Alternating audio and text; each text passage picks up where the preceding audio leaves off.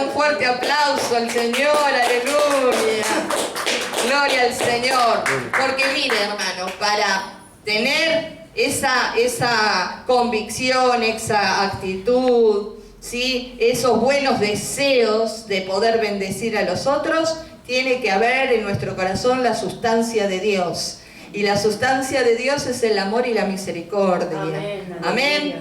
Dios es amor, Dios es misericordioso. Y la sustancia de Dios tiene que estar en los hombres y mujeres de Dios. Amén. Amén. Diga, mi corazón tiene sustancia de Dios. Amén. Gloria a Dios. Y vamos a compartir hoy una de las parábolas. Usted sabe que los sábados siempre más bien es estudio bíblico cuando pasamos para los sábados. Pero vamos a hablar de una parábola muy conocida, pero muy especial también.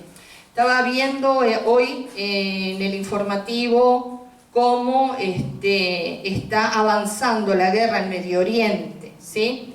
Israel bombardeando hoy nuevamente lugares ahí estratégicos de Irán. Y usted sabe que todo esto no va a parar. El mundo no va a mejorar. Quien va a mejorar es la iglesia, ¿sí? Usted y yo. Que aunque en el mundo haya tiniebla y oscuridad, ¿qué dice Isaías? Sobre nosotros resplandecerá la luz de Jehová. Amén.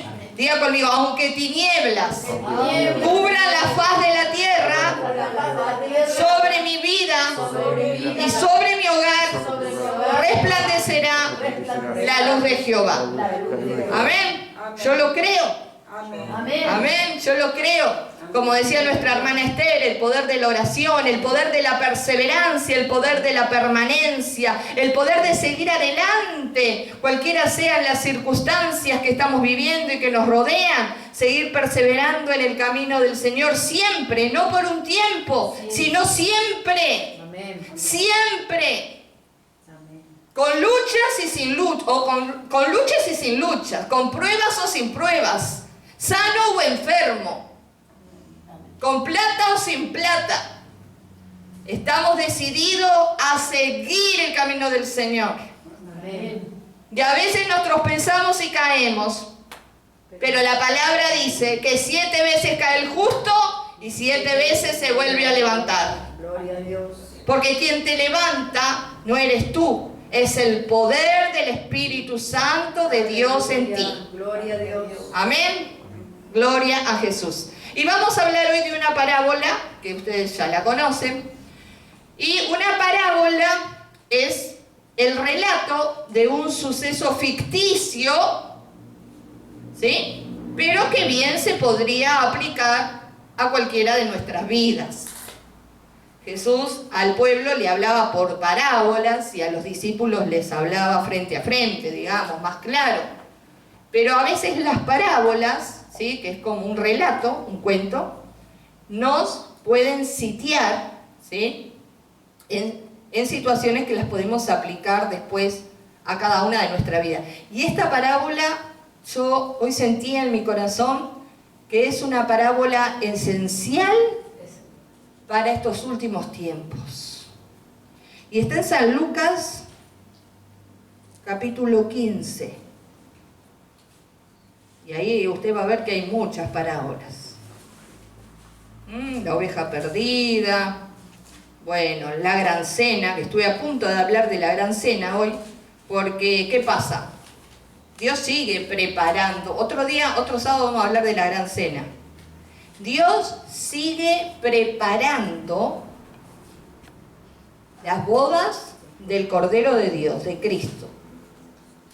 Dios sigue preparando en el cielo las bodas de Cristo con su iglesia. Hay una actividad tremenda angelical en los cielos, preparando las vestimentas, preparando, ¿sí?, el lugar, las mesas, las coronas, las túnicas de lino. Hay una gran actividad. Y la voluntad de Dios es que todos participemos de la cena del Cordero, ¿verdad? Pero bueno, muchos no participarán de ella por las excusas. Hoy no vamos a hablar de las excusas, pero muchos, lamentablemente, no van a poder llegar a ese gran día. Diga, es un gran día, ese va a ser un gran día por las excusas. ¿Sí? Las excusas. Y Dios no, Él entiende todo, pero no acepta excusas. Así que esa parábola la vamos a ver otro día. Pero hoy vamos a ver la parábola del hijo pródigo. ¿Cuántos alguna vez fueron un hijo pródigo en este lugar? ¿Cuántos fueron un hijo pródigo? Alguien que estuvo en la casa del Padre, sirvió al Padre, disfrutó de los beneficios, de las bendiciones, y después, por X motivo, por un tiempo, se alejó de congregar, se alejó de la comunión con los hermanos, de la comunión con la iglesia, ¿sí? Se alejó, se apartó, se fue a veces al mundo. Pero un día recapacitó, volvió en sí y volvió a reconciliar y a restaurar su relación con el Padre, con la iglesia, la comunión con los hermanos. Yo fui una, a muy temprana edad. Usted diría, uy, pero tenía 14 años, pastora, cuando dejó de congregarse. Y bueno, hermano, pero es una edad difícil. Y quizás no fue por mí, más bien, sino fue por una situación familiar particular vivida, que ya si no iban los mayores, yo no iba a ir solo, ¿verdad? Y bueno, verdad no, usted ve que la verdad es como un latiguillo para mí. Entonces después uno con el estudio, con las amistades, con esto y con aquello, uno va dejando de estar en lo que es las reuniones en la casa del Padre y comienza a reunirse con otro tipo de gente, ¿no? En mi caso, bueno, con mis amigas del secundario, después con mi obsesión y pasión por el mundo futbolero, después por la música tropical, después por la salsa, después por el trabajo. Pero llegó una etapa de mi vida, después que falleció mi abuela materna, que a veces esa persona que era tan alegre y tan líder con las amigas, ¿no? A veces, acá hay testimonio, porque está mi madre, no me deja mentir. A veces, muchas veces en la noche comenzaba a llorar, con una amargura, una tristeza, una angustia, una depresión, ¿sí? Y a veces la voz del enemigo, porque el enemigo nos visita a todos, de por qué no te matás, de por qué esto, y bueno, y más cosas. Pero esa semilla de la palabra de Dios que fue sembrada en mi vida, ¿no? Desde los 2, 3, 4 años de edad hasta los 14, ¿sí? 12 años, de martes a domingo en la iglesia y a veces los lunes. Aunque uno era niña y aunque a veces estaba en el banco, ahí me daba mi abuelo o mi madre, me daban una lapicera, un lápiz y una hojita para que uno dibujara. Y a veces me acuerdo de darme vuelta y mirar al pastor y verlo rojo ahí cuando predicaba. O ver a mi madre dirigiendo la alabanza y las otras hermanas con 2 guitarras. Era una capilla, ¿no? Allá en La Teja. Me toca ir mañana, me mandó para La Teja.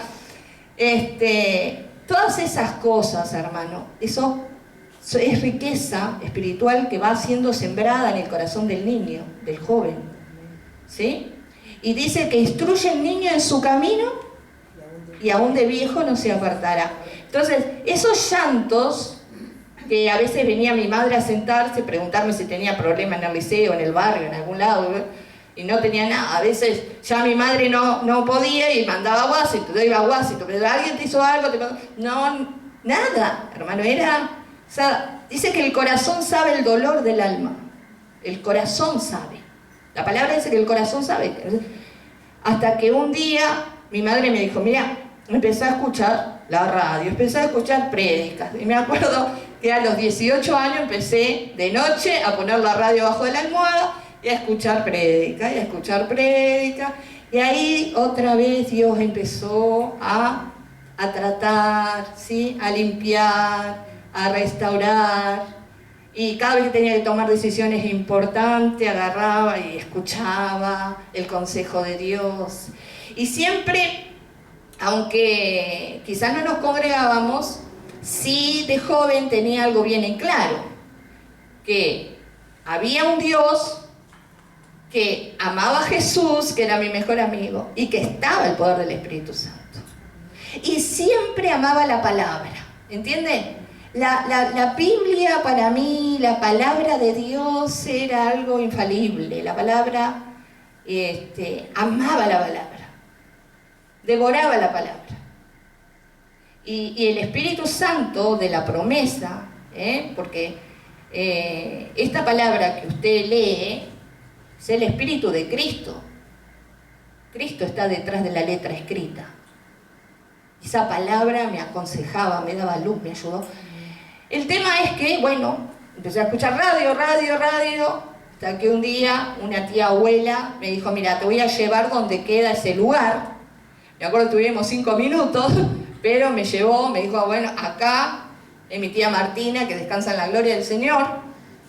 Entonces después pasó un tiempo, igual no fui, hasta que después era súper religiosa.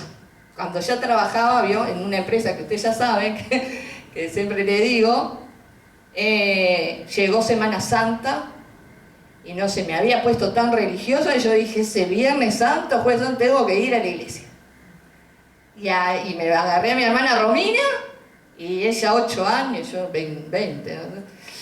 Y ahí me volví al Señor, me reconcilié con Él. El pastor dijo, ¿cuántos hijos pródigos hay aquí? Y me pasé, y me dice, ¿viniste? Y le digo, por la radio. Y de toda la gente que pasaron como 30 personas, fue la única que, me acuerdo, mi amiga Karen, si está viendo, le pidió a mi amiga Karen, y ahora nos hicimos amigas después, que fuera a hablar conmigo en el fondo, allá a hacer consejería. ¿Y sabe quién predicó esa tarde y quién estaba en el fondo y todo? El que fue mi esposo. Tremendo, tremendo. Mire las cosas de Dios. Otro día le cuento la novela, pero fue tremendo. Yo me sentía re pecadora, porque ¿cómo voy a venir a la iglesia por primera vez y me va a traer el predicador? Fue terrible. Una lucha, diablo, fue terrible. Y bueno, el tema es que, no, pero me comporté. Pero todos, yo creo que mucha gente que hoy está en el mundo, ¿sí? Que hoy está apartado de la comunión con los hermanos de la iglesia, apartados de la comunión con Dios, sabe más de Dios que muchos de los que se congregan. Diga conmigo, hay gente fuera de la iglesia que conoce más a Dios y sabe más de Dios de los que a veces están dentro de los templos. ¿Sí? Y esta parábola nos va a demostrar eso. Ya la vamos a leer, pero le voy a decir algo de lo que es la carne de esta parábola.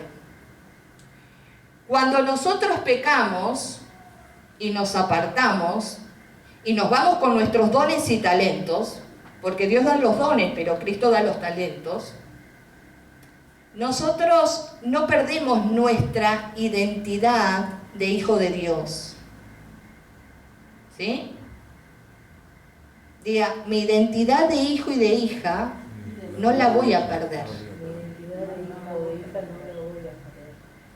Pero sí podemos perder nuestra comunión con Dios, que eso ya es otra cosa. Y así dice la parábola del hijo pródigo. También dijo, un hombre tenía 2 hijos, y el menor de ellos dijo a su padre, Padre, dame la parte de los bienes que me corresponde, y les repartió los bienes. No muchos días después, juntándolo todo, el hijo menor se fue lejos a una provincia apartada y allí desperdició sus bienes viviendo perdidamente. Y cuando todo lo hubo malgastado, vino una gran hambre en aquella provincia y comenzó a faltarle. Y fue y se arrimó a uno de los ciudadanos de aquella tierra, el cual le envió a su hacienda para que apacentase cerdos. Y deseando llenar su vientre de las algarrobas que comían los cerdos, deseaba llenar su vientre de las algarrobas que comían los cerdos, pero nadie le daba. Y volviendo en sí dijo: ¿cuántos jornaleros en casa de mi padre tienen abundancia de pan y yo aquí perezco de hambre? Me levantaré e iré a mi padre y le diré: Padre, he pecado contra el cielo y contra ti. Ya no soy digno de ser llamado tu hijo. Hazme como a uno de tus jornaleros. Y levantándose, vino a su padre, y cuando aún estaba lejos lo vio su padre, y fue movido, diga conmigo, a misericordia. Y corrió y se echó sobre su cuello y le besó. Y el hijo le dijo: Padre, he pecado contra el cielo y contra ti, y ya no soy digno de ser llamado tu hijo. Pero el padre dijo a sus siervos: Sacad el mejor vestido y vestidle, y poned un anillo en su mano y calzado en sus pies. Y traed el becerro gordo, y matadlo, y comamos y hagamos fiesta. Porque mi hijo muerto era y ha revivido, se había perdido y es hallado, y comenzaron a regocijarse. Primeramente vamos a hablar de este hijo menor, ¿sí? De este hijo que en la casa del padre tenía absolutamente todo, no carecía de nada. ¿Sabe por qué? Porque en la casa del Padre hay salvación. En la casa del Padre hay sanidad. En la casa del Padre hay libertad. En la casa del Padre hay provisión. En la casa del Padre hay restauración. En la casa del Padre hay perdón, hay gozo, hay misericordia, hay lealtad, hay fidelidad. Amén. Dios sobre sus hijos y sus hijas, sobre aquellos que invocan su nombre, su misericordia se extiende cada día. Los hijos claman y el Padre responde. Dice la palabra que aún no está la palabra en nuestra boca, que Dios ya sabe lo que vamos a pedir para poder suplir.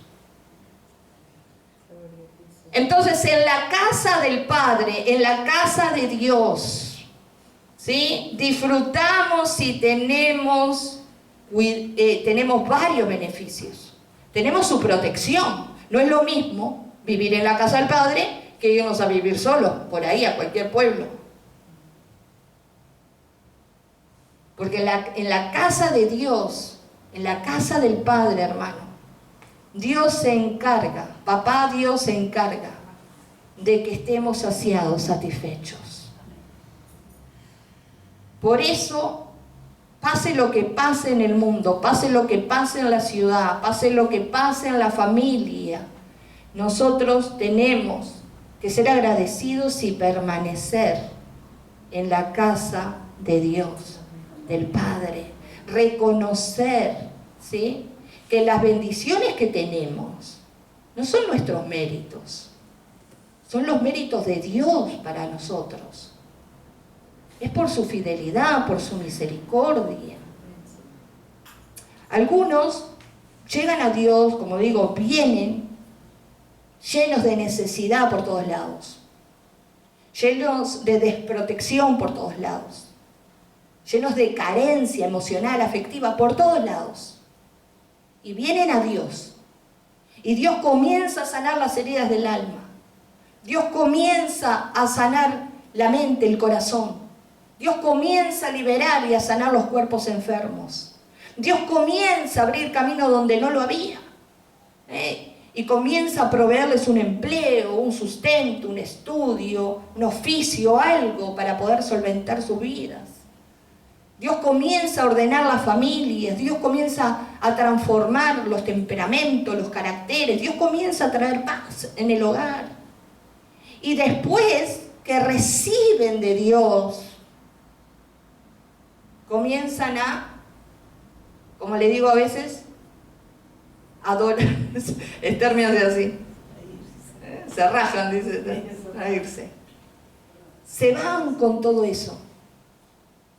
Se van, ¿no? Con la paz familiar, con el nuevo empleo, compré la casa, compré el auto. Bueno, me casé, yo qué sé, no sé. Depende de la meta que tenga. Se va con la sanidad, se va con... Y se olvidan que más que adorar la bendición, hay que adorar al que nos bendijo. Decirle a tu hermano, nunca te olvides de postrarte y adorar al que te bendice. No a la bendición. La bendición es algo que Dios te da para que la disfrutes, para que seas un buen administrador.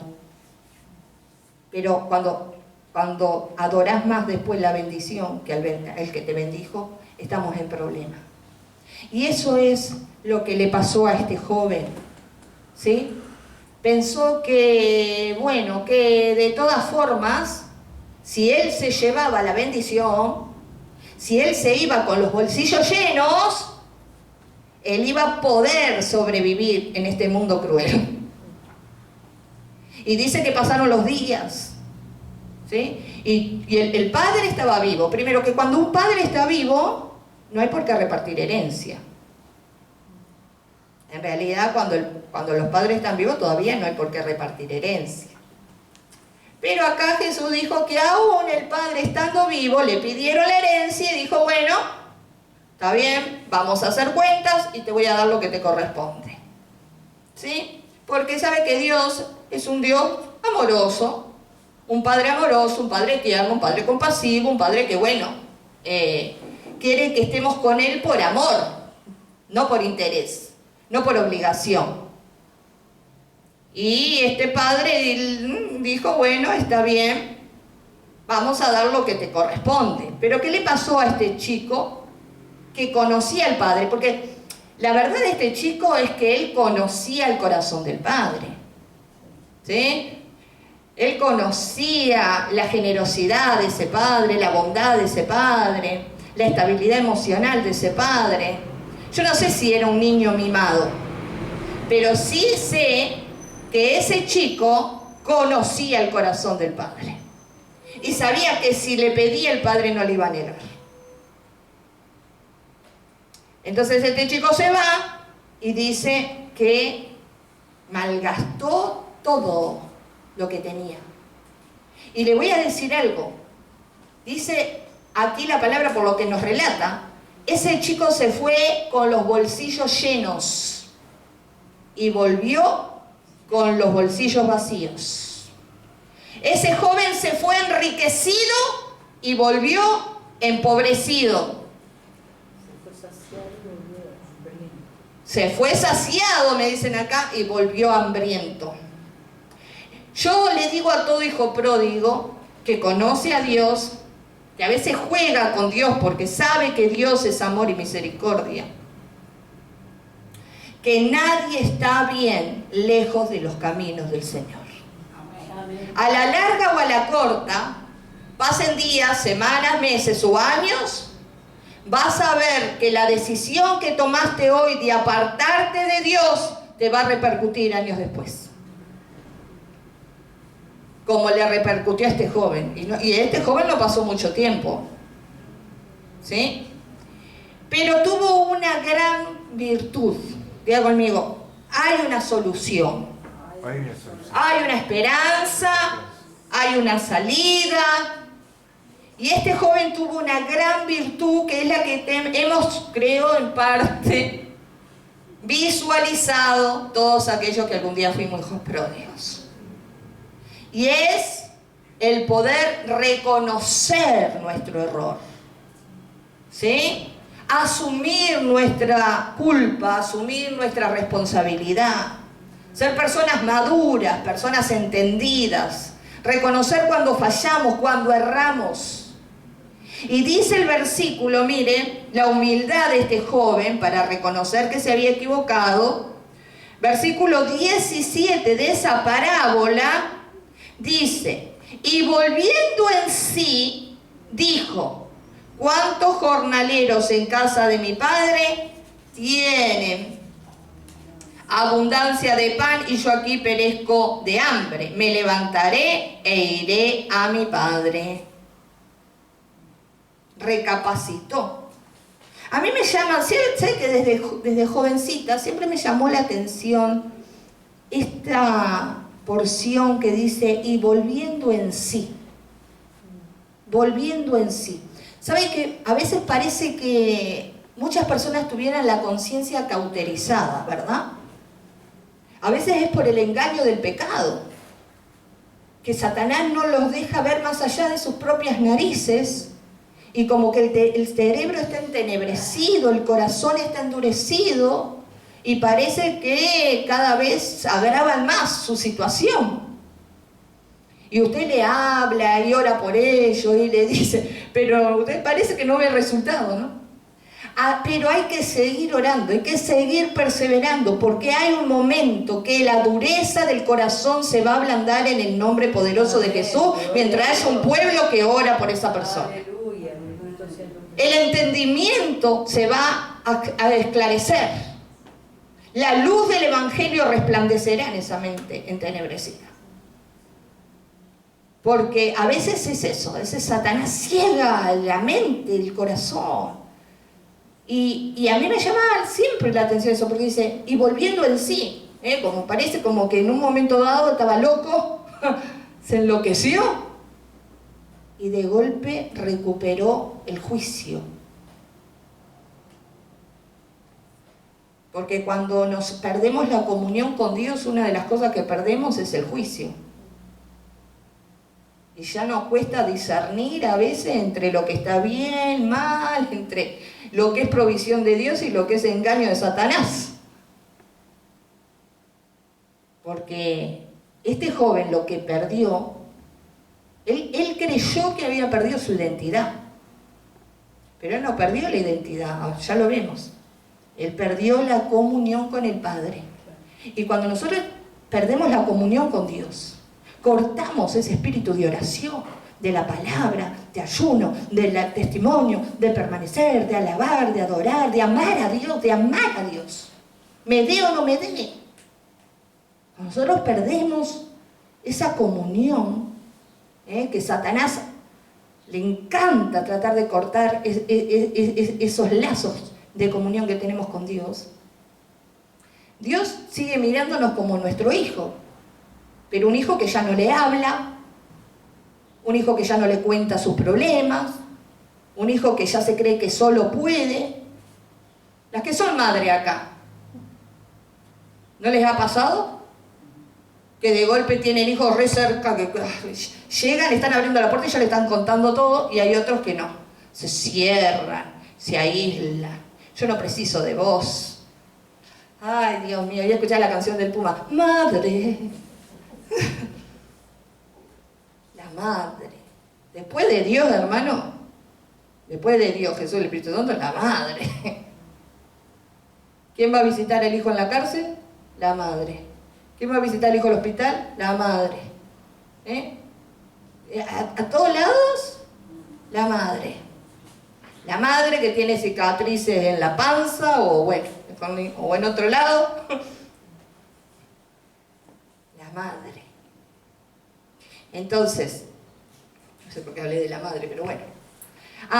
Por el tema de que usted tiene hijos, ¿verdad? Y hay hijos que tienen comunión con usted y hay otros que, capaz, que no tienen tanto y otros que a lo mejor tenían y después la van cortando. Entonces lo que tenía este hijo era una gran comunión con el Padre, conocía el corazón del Padre, se va, malgasta todo, cegado totalmente, ¿verdad?, por el engaño del pecado, pero hubo un momento momento de claridad en él. Y yo pienso que siempre estuvo ese padre orando por su hijo, esperando a su hijo. Porque dice aquí que cuando el hijo aparece de lejos, el padre corrió a abrazarlo. Es decir, que ese padre, que en este caso es Dios, sale todos los días a ver cuando sus hijos recapacitan y vuelven a casa. Y en este tiempo tan peligroso de la humanidad, donde estamos en el tiempo postrero, el tiempo del fin, donde Jesucristo viene pronto, yo creo que a Dios le urge que vuelvan los hijos pródigos. Esos hijos que le sirvieron un día, esos hijos que lo conocen, esos hijos que tienen testimonio, esos hijos que verdaderamente conocen al Padre porque pudieron experimentar el mover del Espíritu de Dios en sus vidas. Un día fueron usados por Dios para sanar a otros, para libertar a otros, para predicar. Y hoy en día están ahí entre que vuelvo, no vuelvo, hago, no hago. Y es el tiempo de correr a Dios. Porque esto que hace el chico, que dice, recapacitó, volvió en sí. Él dijo, en la casa de mi padre aún los jornaleros tienen para comer y yo acá perezco un hambre bárbaro. Me voy a ir y voy a ir a lo de mi padre y le voy a decir, Padre, he pecado contra el cielo y contra ti. ¿No? Buena actitud. Esa actitud la tuvo David. Señor, delante de ti he pecado y solo delante de tus ojos he hecho lo malo. Ahora, lo que digan los demás es problema de los demás. Pero yo sé, ¿sí? Porque cuando usted viene a Dios, al corazón contrito y humillado, Dios no desprecia. Pero usted no puede venir a Dios con excusas y decir, ay Dios, pequé porque fulano me hizo pecar, o fulana me hizo pecar, o sultano. No, hermano, a Dios no le importa sultano, ni mengano, ni el hijo del vecino, ni nada. A Dios le importa nuestro corazón, nuestra actitud, nuestro reconocimiento. Decir, Padre, fui yo el que tomé la decisión. Nosotros tomamos decisiones todos los días y a veces nosotros mismos nos perjudicamos con las decisiones que tomamos. Pero no podemos estar echándole la culpa a todo el mundo. Y este joven dijo, Padre, he pecado contra ti, contra el cielo. Yo mismo fui el que tomé la decisión de agarrar mis cosas y de que me dieras lo mío y mandarme mudar. Y ahora te voy a decir más, Padre, no soy digno de ser llamado tu hijo, pero te pido que me hagas como un jornalero. Vio que cuando nosotros nos alejamos y nos apartamos, lo primero que Satanás anula en la vida de un hijo pródigo es la identidad. Es la identidad. Y usted nunca puede dejar que Satanás atente contra su identidad. Usted muchas veces quizás se descarriló, sí, como un tren descarrilado, como descarriló el ómnibus de Cusa hoy. Pero usted nunca va a dejar de ser hijo. A ver, dígame, ¿qué madre que trajo un hijo al mundo se puede divorciar de ese lazo? Diga, la sangre de mi hijo corre por mis venas. Mi hijo lleva mi ADN, mi hija lleva mi ADN. ¿Qué hijo o hija que quiere divorciarse de los padres y quieren hacer su vida puede decir, ah, no, vos no sos más mi madre, vos no sos más mi padre? Negar su procedencia si en el ADN del hijo y de esa hija está el ADN del padre y de la madre. No se pueden disolver esos vínculos. Usted puede separarse de un esposo, de un novio, de una esposa. Eso sí. Pero de un hijo, de una hija no se va a poder separar jamás. Porque son lazos de sangre. Y nosotros tenemos lazos a través de la sangre de Jesucristo derramada en la cruz. Y Juan dice en el Evangelio según San Juan 1:12 que a todos los que un día recibieron a Jesucristo en su corazón, Dios les dio la autoridad, la potestad de ser llamados hijos de Dios. Y si son hijos de Dios, son herederos de Dios. Y si son herederos de Dios, son coherederos con Cristo.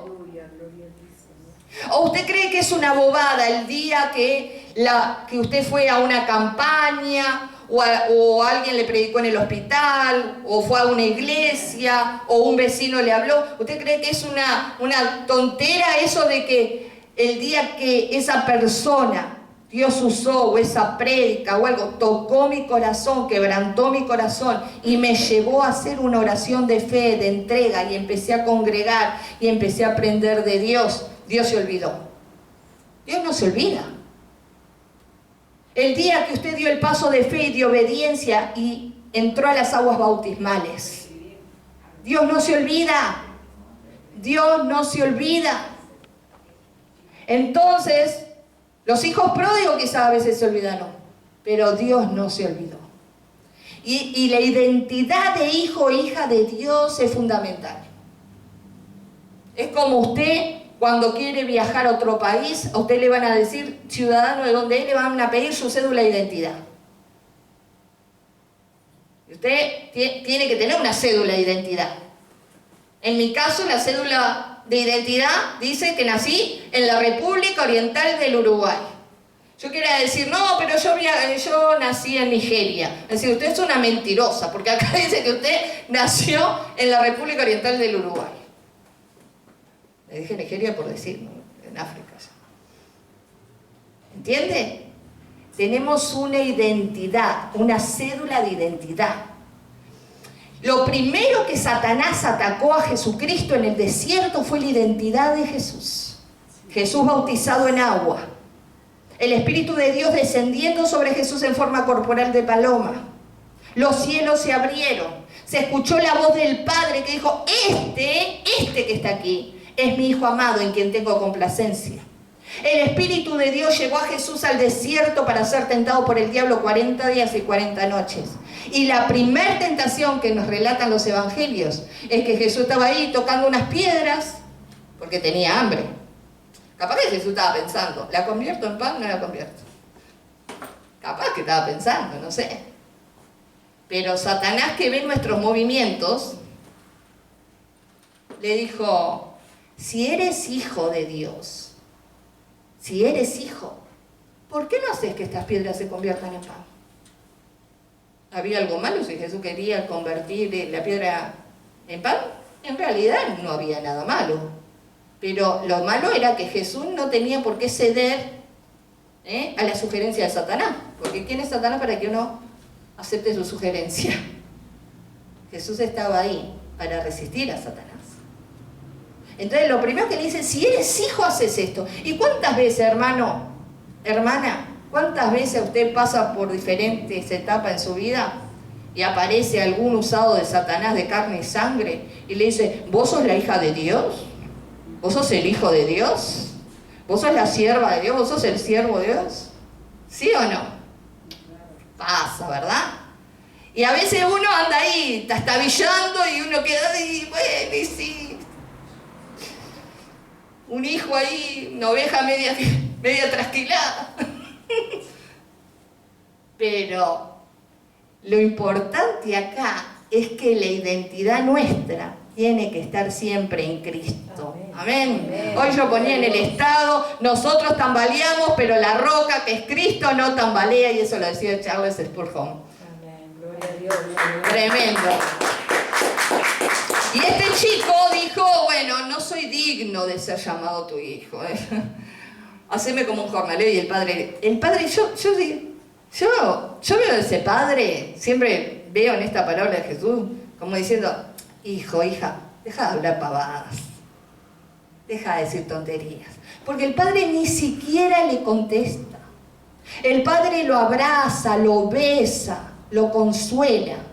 Y cuando él le dice, no soy digno de ser tu hijo, el padre hace como que ni lo escuchó y se dirige directamente a los jornaleros, a los empleados, y dice, vayan a matar un becerro, vayan a traer vestido, vayan a traer calzado, vayan a traer joyas para mi hijo, porque hay una sola razón, que es lo que el padre está aquí. Valora obviamente que el hijo haya vuelto, pero el padre ve más allá de lo físico, el padre ve lo espiritual. El padre dice, tenemos que hacer una fiesta, porque mi hijo antes representaba la muerte y ahora nuevamente representa la vida. Gloria a Dios. cuando nos alejamos de Dios, ¿sí? Y nosotros pecamos, no perdemos la identidad de hijo, pero perdemos la comunión. Y cuando perdemos la comunión, comenzamos a caminar en la tangente, en lugares peligrosos, comenzamos a perder, es en el mundo espiritual, ¿sí?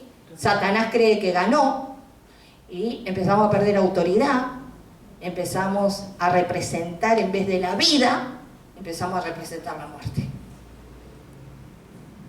Pero nuestra vida valió mucho. Por eso Dios, no importa donde tenga que ir a rescatarnos.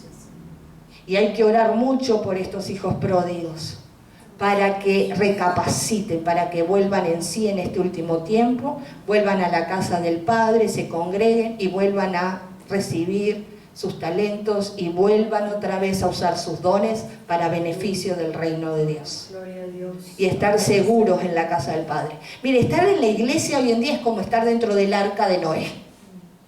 En el momento que venga la catástrofe y el diluvio, estamos seguros dentro de la iglesia, en comunión con los hermanos, unos con otros. Entonces, esta es una gran verdad y es lo que el Padre resalta. Tenemos que hacer fiesta, dice, porque mi hijo ha revivido. Y después dice que todos comenzaron a regocijarse. La mayoría, todos estaban regocijándose. La actitud correcta de los hermanos en la fe de la iglesia es que cada vez que viene alguien que estaba alejado del Señor, comiencen a alegrarse. Amén. ¿Sí? Yo cuando a veces pasan meses, algunas hermanas se me dicen, ¡ay, vino fulana! Porque usted estaba todos los días orando por fulano, fulano. Usted se alegra. Esa es la actitud correcta, ¿sí? Que cuando ellos vienen, se sientan en familia, se sientan en el hogar del Padre, porque encuentran hermanas y hermanos que tienen en su corazón sustancia de Dios, que tienen compasión, que tienen amor, que tienen misericordia por esas vidas, que no están señalando el pecado. Dicen, ay, viste, vos pecaste y yo me quedé acá en la iglesia. Vos sos... No. ¿Qué importa? Si a veces lo que está dentro de la iglesia tiene más pecado que lo que están afuera, hermano. Perdón que lo diga, pero no por ustedes. Ustedes no tienen nada que ver. Estoy hablando con la gente que está mirando por el canal. ¿Entienden? Entonces, Dios es el que mira el corazón, Dios es el que sabe el levantar, el acostar. Entonces, la actitud correcta, dice Jesús, cuando un hijo pródigo se va con los dones, con talentos, desperdicia todo, pero recapacita y vuelve, la actitud correcta es alegrarse, regocijarse. Pero a veces estos hijos pródigos no vuelven, o quieren volver, pero hay una barrera que les impide, y es la actitud de este otro joven que vamos a ver, que está en el templo, que está en la casa del Padre, pero la comunión con el Padre no es la correcta. Está en el lugar correcto, pero la comunión no es la correcta. El otro estaba quizás en el lugar incorrecto, pero la comunión era la correcta. Entonces, hermano, que estemos en la iglesia 24/7, que estemos tapados de actividades para la obra de Dios, no quiere decir que tenemos comunión con Dios. Porque hay muchos que tratan de llenar el ojo con actividades. Ah, pero mirá fulano, está en la radio, está en esta otra cosa, y está haciendo este evento, y quizás no pasa ni media hora en oración con el Padre. Porque eso lo conoce Dios. Por eso le digo, hay gente afuera que conoce más de Dios que algunos que están adentro. Entonces dice aquí, y ya vamos a ir terminando, y su hijo mayor, versículo 25, estaba en el campo, y cuando vino y llegó cerca de la casa, oyó la música y las danzas, y llamando a uno de los criados le preguntó qué era aquello. Él le dijo, tu hermano ha venido y tu padre ha hecho matar el becerro gordo por haberle recibido bueno y sano. Entonces se enojó y no quería entrar. Salió por tanto su padre, y mire, ¿qué dice? ¿Qué hacía el padre? Le rogaba que entrase. Hijo lleno de resentimiento, un hijo lleno de amargura, un hijo lleno de indiferencia al dolor de los demás. Un buen religioso que estaba dispuesto a señalar los errores de su hermano, los errores de aquellos que lo recibieron a su hermano, pero no estaba dispuesto a perdonar, a aceptar a su hermano. Y mucha gente no quiere volver hoy en día a los templos por estos hermanos. Porque dice, no, si vuelvo, bueno, me van a hacer pagar derecho de piso. Me van a echar en cara así todo lo que hice mal. Mejor me quedo como estoy. Entonces acá dice que este chico, dice que ni siquiera fue a ver qué pasaba. Él de lejos nomás. Cuando vio que había alboroto y fiesta en la casa, le preguntó a uno por ahí, ¿qué pasó? ¿Por qué hay tanto lío? ¿Por qué hay tanta revuelo, hay tanto festejo? Dice, porque vino tu hermano y tu padre está contento, está bueno, está sano, no lo mataron, gloria a Dios. Y dice, el empleado le dijo, entrá, dale, gozate. No entro. Caprichoso, yo no voy al cumpleaños, yo no voy a esa fiesta, yo no. ¿Conoce gente así? Sí. Y dice que salió hasta el padre, el padre gozándose y tuvo que salir a tironear. ¿Has tenido que tironear con algún hijo? Se ríen todos. Sí. Tironear. Pues la mira torcido. Hay hijos que miran torcido, ¿vio? Se levantan y ya. Usted dice, pero que le picó una araña cuando estaba durmiendo. ¿No? Sí, nos pasa a todos. No se preocupen, nos pasa a todos. A los más ungidos, menos ungidos. A veces recibimos alguna mirada media.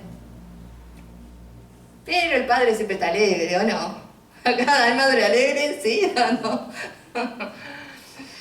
Gloria, hasta que a mí en mi caso hasta que me salta la térmica. Me salta la térmica, hermano, bueno. Entonces dice acá que este joven fue persuadido por su padre. Y el padre usó argumentos para que este joven entrara a celebrar que su hermano había vuelto. Y dice el versículo 27, tu hermano ha venido y tu padre ha hecho matar el becerro gordo por haberle recibido bueno y sano. Entonces se enojó y no quería entrar. Salió por tanto su padre y le rogaba que entrase. Mas él respondiendo dijo al padre, he aquí tantos años te sirvo, no habiéndote desobedecido jamás, y nunca me has dado ni un cabrito para gozarme con mis amigos. Pero cuando vino tu hijo, es decir, ya cuando empiezan con el tu hijo, es decir, me divorcio del vínculo porque no es mi hermana, o no es mi hermano. Es tu hijo, mío no es nada. Y no se dan cuenta que hay lazos de sangre. Despectivamente, cuando vino dice aquí que ha consumido sus bienes con ramera, has hecho matar para él el becerro gordo. Entonces, quiere decir que este chico en realidad estaba en la casa, recibía beneficios, pero no los disfrutaba los beneficios, no gozaba de nada de los beneficios. Porque no conocía sus derechos. Y el padre acá le da a conocer los derechos. Por eso le digo, hay mucha gente que está en la iglesia, no sabe nada de Dios, no sabe qué derechos tiene. También tiene obligaciones, pero no sabe qué derechos tiene. Entonces, cuando tiene un problema le pide a usted, orá por tal cosa. Como si ellos no tuvieran también la libertad de poder ir al trono de la gracia y pedirle a Dios misericordia y clamar por su problema, ¿no? Porque hay problemas que podemos compartir y sobrellevar las cargas unos de otros, pero hay cosas que podemos solucionarlo solo hablando con Dios. Entonces, no, ore usted que Dios le escucha a usted. ¿Y qué? ¿A vos no te escucha? ¿Que es sordo de golpe, que Dios de golpe se pone un cubre-oreja? No. Pero hay que conocer al Padre, hay que conocer el carácter del Padre. Entonces dice que el Padre comienza aquí, a ver si te puede quitar un poco la amargura, el resentimiento, el enojo, la ira que tenía este joven. Y el Padre le dice, versículo 31, y él entonces le dijo, hijo, tú siempre estás conmigo y todas mis cosas son tuyas. Mas era necesario hacer fiesta y regocijarnos, porque tu hermano era muerto y ha revivido, se había perdido y es hallado. El Padre, en pocas palabras, le dice, hijo, a pesar de todo, vos estás en un lugar seguro, vos representás la vida. A pesar de todo, vos nunca te perdiste, vos estás acá. Y si estás acá, lo mío es tuyo. Todas las cosas que pertenecen a la vida y a la piedad de Dios, las promesas de Dios, la bondad de Dios, nos pertenecen. Nos pertenecen. Cuando hay identidad y hay una buena comunión y relación dentro del hogar, ¿sí? No estoy hablando dentro de una casa, porque una casa se construye con ladrillo, pero un hogar se construye con amor. Hay personas que viven dentro de una casa y están totalmente desconectados afectivamente y emocionalmente, ¿verdad? El esposo duerme en una cama, la mujer duerme en otra, sí, no se hablan. Eso no es una familia.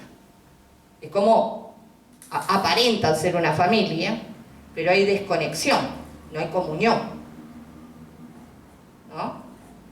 Pero cuando hay un hogar sano, ¿sí? Donde no solo hay paredes, techos, ventana y puerta, y hay individuos viviendo adentro, ¿sí? Con lazos de sangre, y están afectivamente comunicados, ¿sí? Emocionalmente conectados, comparten sus vidas unos con otros, proveen para el hogar unos a otros.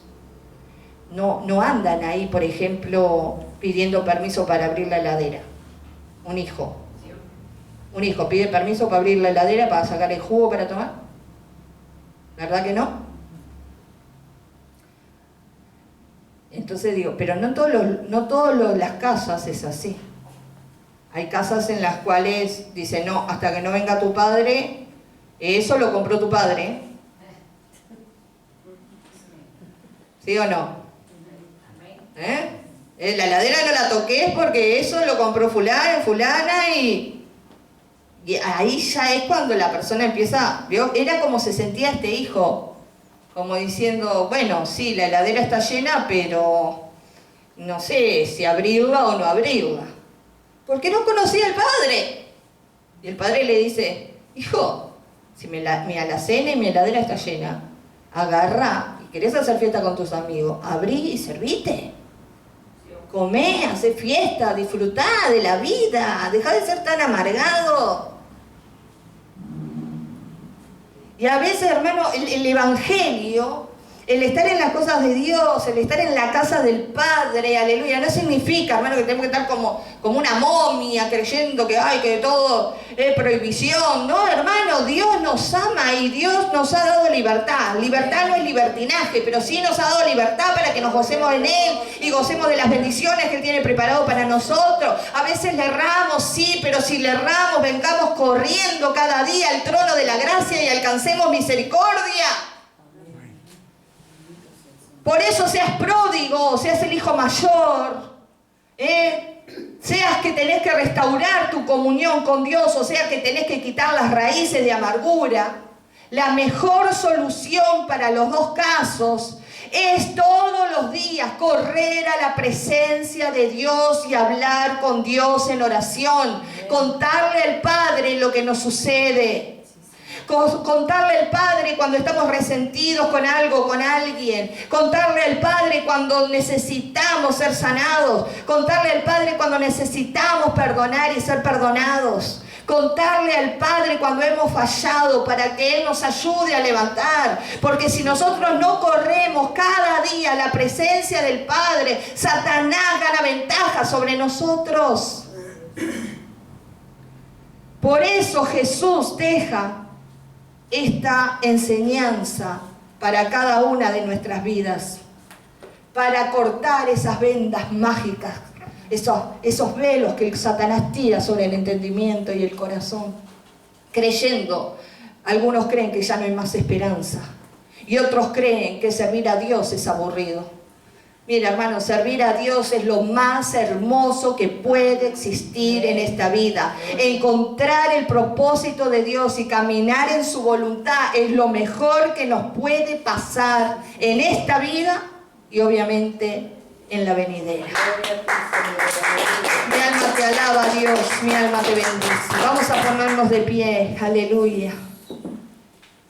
Y levántese esta tarde. En el nombre de Jesús, en el nombre de Jesús, aleluya.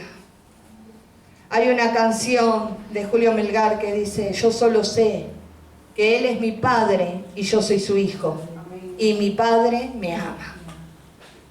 ¿Cuántos saben aquí que el Padre les ama? El Padre nos ama así como estamos, así como somos. El Padre nos ama.